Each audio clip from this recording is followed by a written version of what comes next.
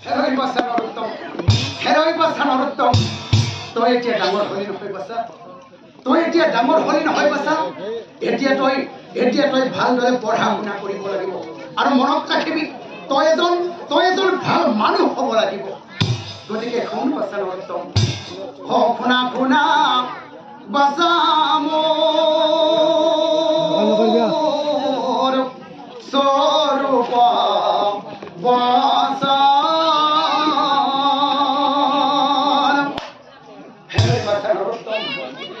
ভালদৰে বাছা পঢ়া শুনা কৰিবি আৰু মনত ৰাখিবি পঢ়ি ঘূৰি বাছা ভাল মানুহ হৈবি ৰাখিবি পিতৃ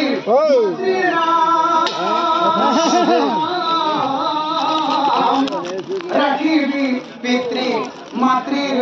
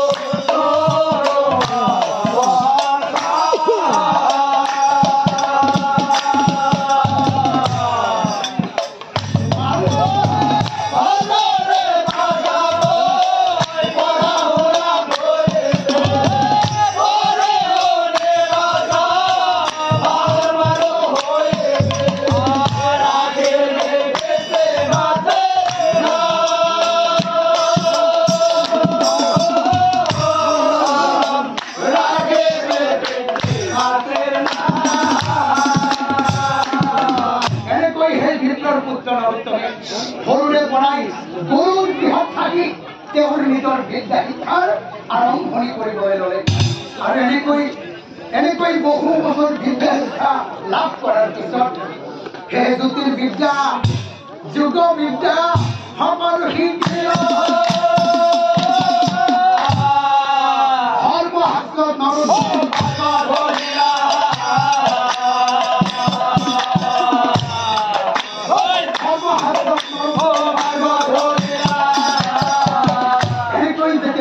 ধৰ্মশাস্ত্ৰত সকলোবোৰ বিদ্যাতে সকলোবোৰ শাস্ত্ৰতে পণ্ডিত হৈ গ'ল এতিয়া নৰোত্তমৰ মনে মনে মহা অহংকাৰ হ'বলৈ ধৰে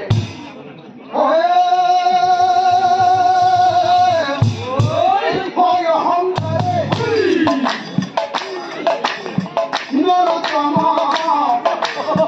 অন্ধ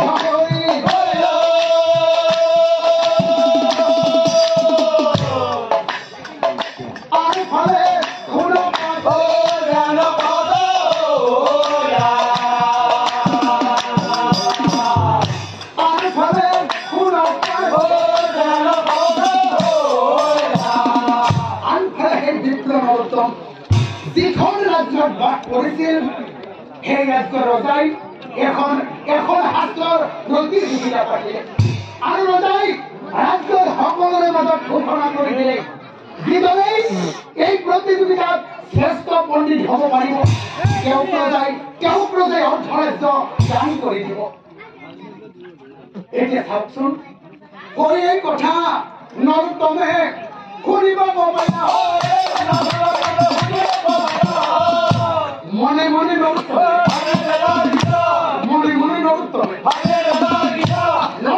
মনে মনে ভাবে মোৰ সমান মহাপণ্ডিত এই ৰাজ্যৰ ভিতৰত আৰু কোনো নাই গতিকে ৰজাই দিব খোজা সেই অৰ্থৰাজ্য দেখোন ময়েই পাম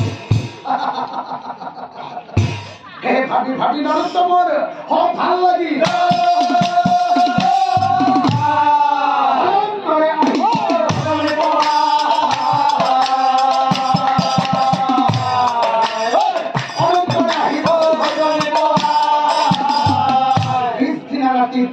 নৰোত্তমে ৰজাৰ ৰাজসভাত শাস্ত্ৰ প্ৰতিযোগিতাত ভাগ ল'বৰ বাবে যাবলৈ ওলাল আৰু লগে লগে নৰোত্তমৰ মাতৃয়ে নৰোত্তমক চাই মাত লগাই কৈছিল হেৰৈ বাছা নৰোত্তম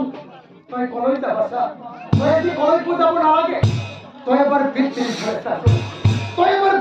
ফালে চাচোন হে পিতৃৰ বেমাৰ হৈছে বাচা বল শক্তি গতিকে তই এটা কাম কৰ তাড়াতাড়ি কথা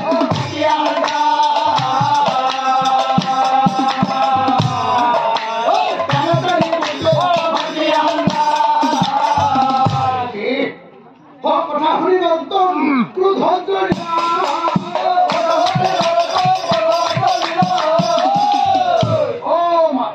মাতৃক চাহিদা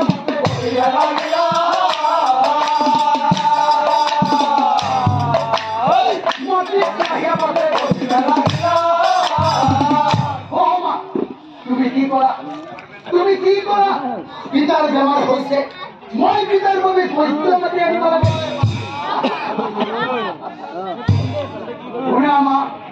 তুমি বোধহয় গম পোৱা নাই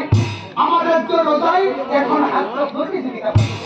আৰু ৰজাই ঘোষণা কৰি দিছে যিদৰে এই প্ৰতিযোগিতাত শ্ৰেষ্ঠ পণ্ডিত হ'ব পাৰিব তেওঁক ৰজাই অৰ্থৰাজ্য দান কৰি দিব এতিয়া চোৱা মা মই যদি সেই ৰজাৰ ৰাজসভাত শ্ৰেষ্ঠ পণ্ডিত হ'ব পাৰোঁ তেনেহ'লে ৰজাই দিব খোজা সেই অৰ্থৰাজ্য এখন মই পাম আৰু যদি মই তাকেই নকৰি এই বৃদ্ধ পিতৃৰ লগতে লাগি থাকোঁ তেনেহ'লে কোৱাচোন মা অ নৰোত্তমে ঘূৰাই লোৱা মোৰ সময় নৰোত্তমে ঘূৰাই লোৱা মোৰ সময় অ মা তোমালোকে বৈদ্য মাতা কোনে নহয় আৰু কিবা মাতা বৈদ্য মাতা কিবা মাতা মাতি থাকে বৈদ্য মাতা কিবা মাতা মাতি থাকে এতিয়া মোৰ পৰম হৈছে এতিয়া মই আহিলো আহি বুলি নৰোত্তম ওলাই গুচি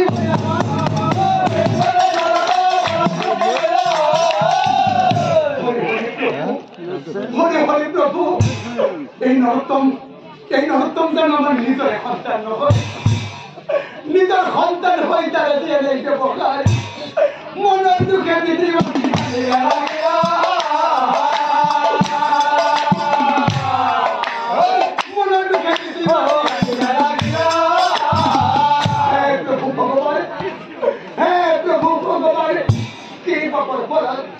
কি পাপৰ ফলত তুমি আমাক কেনে সন্তান দিলা প্ৰভু কি পাপৰ ফলত তুমি আমাক কেনে সন্তান দিলা আমি ফকিৰ হৈ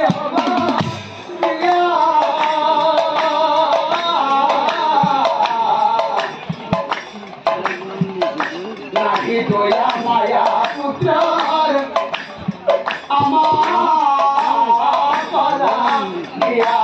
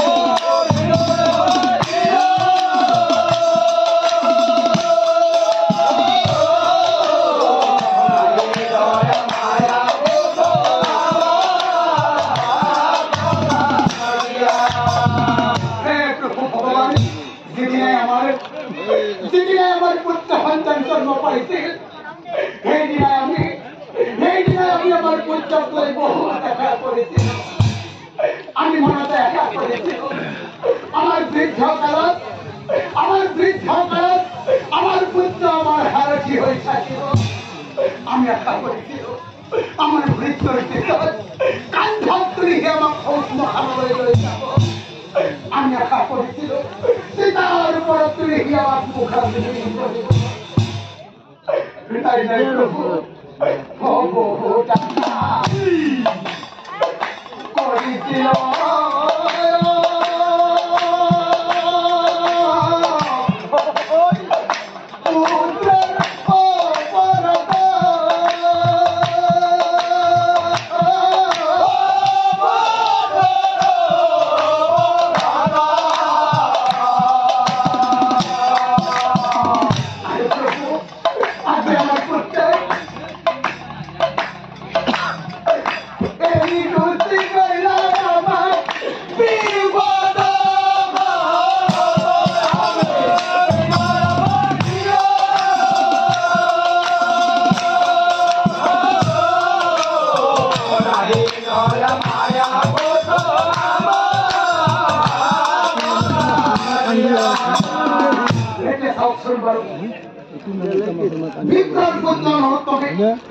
বিপ্লব পুত্র নরোত্তমে পিতৃ মাতৃ করা এনে অহংকার এনে কুব্যবহার দেখি বিপ্লব পুত্র নরোত্তমে পিতৃ মাতৃ করা এনে অন্যায় করে দেখি উপরার পড়াই হরি দেবতাই সকল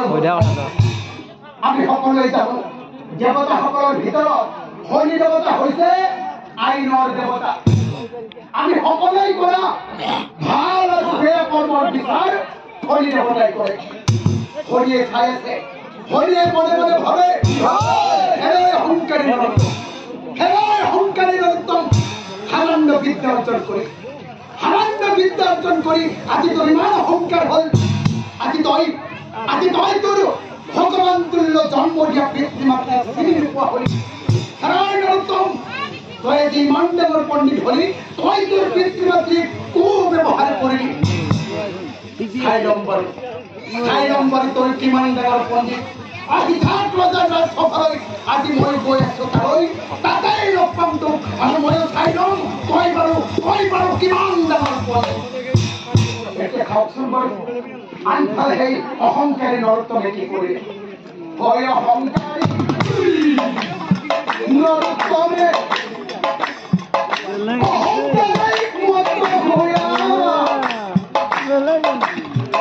ৰজাৰ সভাত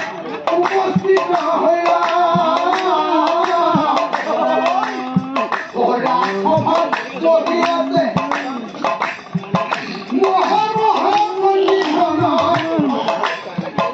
নৰোত্তমে দেখিবাক পাই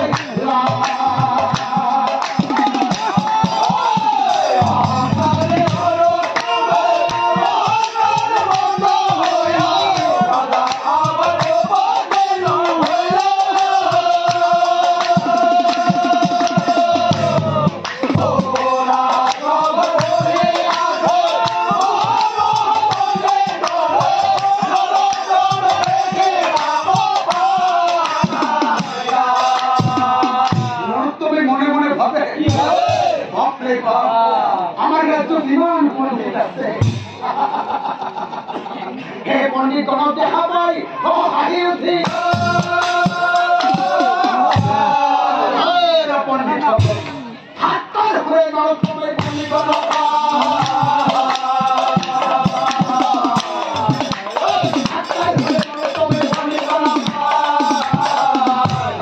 পণ্ডিতসকল তোমালোকে যে এই ৰজাৰ ৰাজসভাত হাস্য প্ৰতিযোগিতাত ভাগ ল'বৰ বাবে আহিছা তোমালোকে জানো মোৰ লগত প্ৰতিযোগিতা কৰিব পাৰিবা মই কি কৈছো মোৰ সমান মহাপণ্ডিত এই পৃথিৱীৰ ভিতৰত কোনো নাই আৰু যদি তোমালোকক কিবা প্ৰমাণ লাগে যদি মই দিম এতিয়াই প্ৰমাণ লাগে যদি মই দিম এতিয়াই আৰু লগে সেই অহংকাৰী নৰোত্তম বিপ্লৱী যোগ বিদ্যাৰ বলত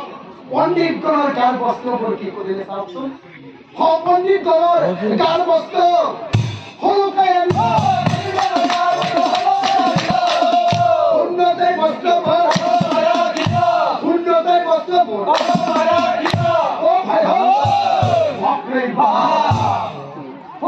দেখি পণ্ডিতগণ আচৰিত হৈ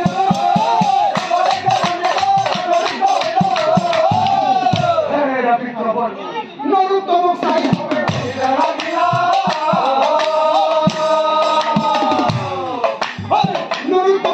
হবে আমি তোমাৰ লগত প্ৰতিযোগিতা কৰিব নোৱাৰো তুমি আমাৰ গাৰ বস্ত্ৰ ঘূৰাই দিয়া তুমি আমাৰ গাৰ বস্ত্ৰ ঘূৰাই দিয়া লগে পণ্ডিতসকলে লগ লাগি এইবাৰ ৰজাৰ ফালে চাই কৈছে মহাৰাজ আজি শাস্ত্ৰ প্ৰতিযোগিতাত এই নৰোত্তম বিপ্লৱী শ্ৰেষ্ঠ পণ্ডিত হ'ল মহাৰাজ আমি বিপ্লৱৰ লগত প্ৰতিযোগিতা কৰিব নোৱাৰি এতিয়া চাওকচোন বাৰু আনফালে সেই হৰি দেৱতাই অহংকাৰী নৰোত্তম বিপ্লৱ উচিত শিক্ষা দিয়াৰ বাবে কি কৰিছে ঠিক সেই সময়তেই কালে হৰি আকৌ সন্ন্যাসী ৰাজসভালৈ চলি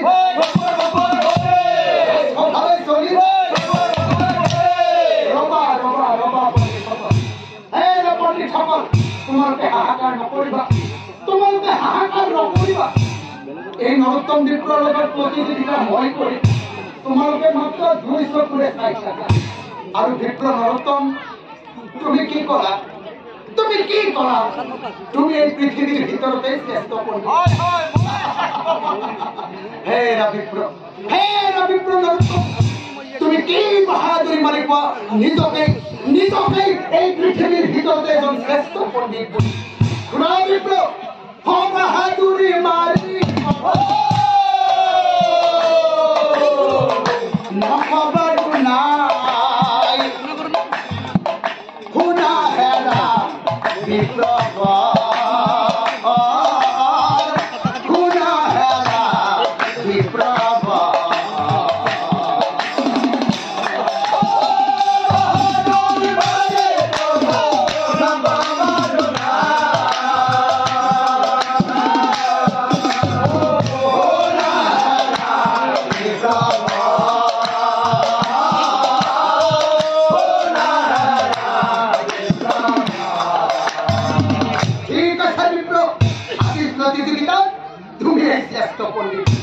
এইবাৰ সন্যাসীকে শুনিব তাই ৰজাৰ ফালে চাই কৈছিল মহাৰাজ মোৰ ওচৰত 3টা প্ৰশ্ন আছে মহাৰাজ আৰু এই 3টা প্ৰশ্নৰ উত্তৰ যদি এই নৰোত্তম বিপ্ৰই ৰাজসভাৰ মাজত দিব পাৰে তেনেহ'লে আজিৰ প্ৰতিযোগিতাত এই নৰোত্তম বিপ্ৰই শ্ৰেষ্ঠ পণ্ডিত হ'ব পাৰে কি কথা শুনি নৰোত্তমে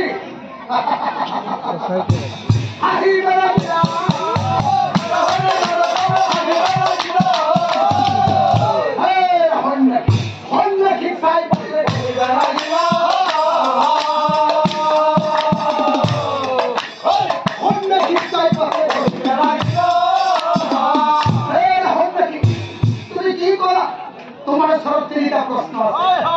আৰু মই এই 3টা প্ৰশ্নৰ উত্তৰ দিব লাগে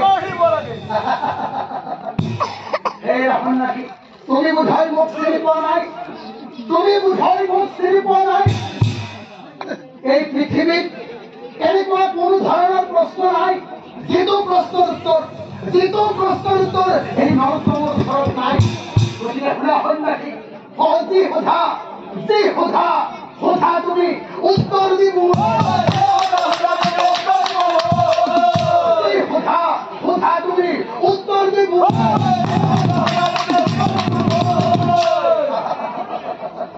কথা শুনি সন্যাসী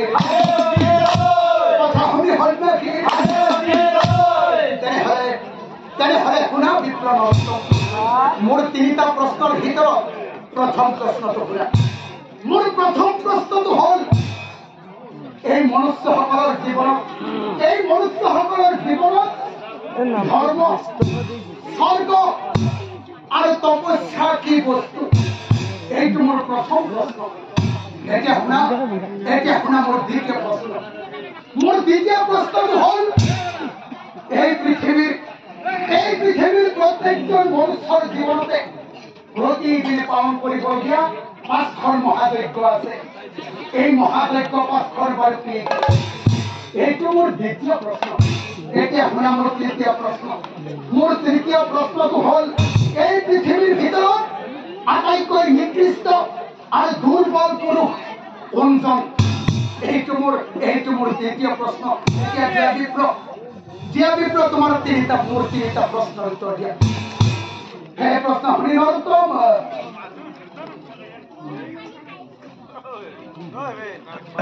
নিৰুপায় হয় না কি উত্তৰ দিব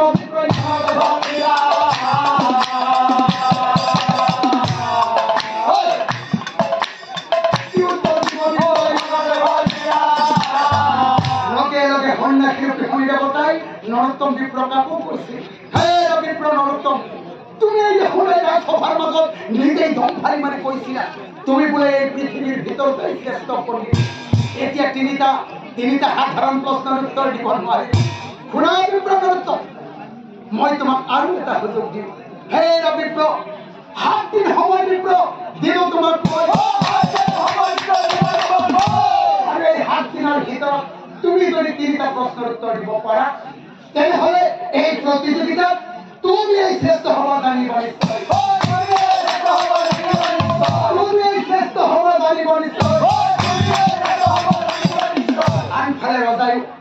ৰজাইও সেই বিপ্লৱ চাই কৈছিল খুৰা বিপ্লৱত এই সন্ন্যাসীয়ে কোৱাৰ দৰে 7 দিনৰ ভিতৰত প্ৰশ্নৰ উত্তৰ দিব পাৰিলে কোনো কথা নাই কিন্তু মনত ৰাখিবা বিপ্লৱত যদি তুমি উত্তৰ দিব নোৱাৰা তেনেহ'লে এইবাৰ মোৰ চৰ্তমতেই উদাহৰণে তোমাক জানিব নিশ্চয় উদাহৰণে তোমাক জানিব নিশ্চয় এতিয়া চাওকচোন বাৰু মিছাতে অহংকাৰ কৰি মিছা অহংকাৰ কৰি সেই অহংকাৰী বিপ্লৱ নৰোত্তম কিদৰে সন্ন্যাসীৰ শনি দেৱতাৰ হাতত বন্দী হৈ থাকি শনিৰ মায়া জালত বিপ্লৱ বন্দী হৈ আৰু লগে লগে প্ৰশ্নৰ উত্তৰ বিচাৰিয়া যাবলৈ ওলাই প্ৰশ্নেৰ উত্তৰ বিচাৰিয়া যাবলৈ ওলাই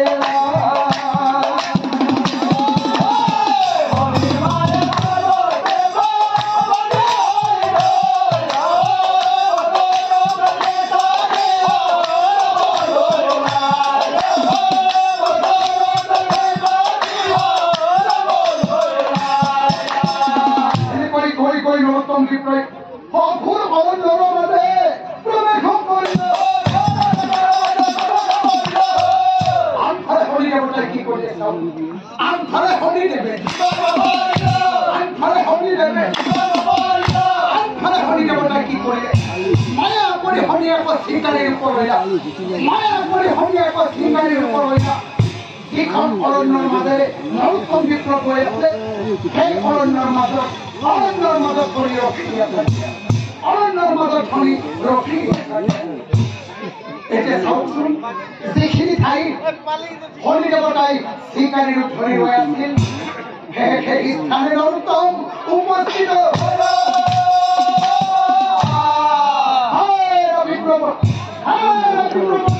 বিপ্লৱ চাই চিকাৰীয়ে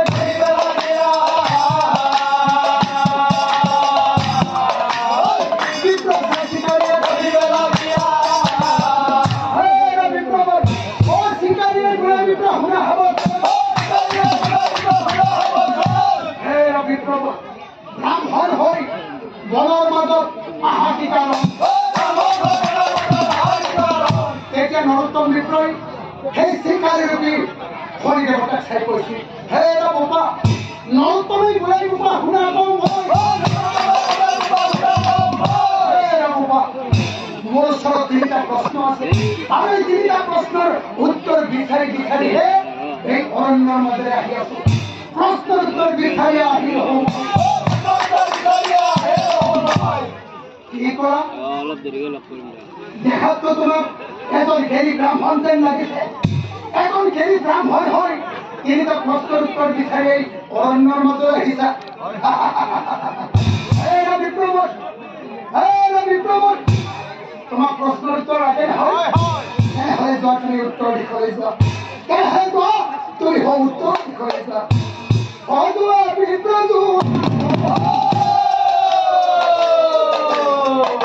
উত্তৰ দিশে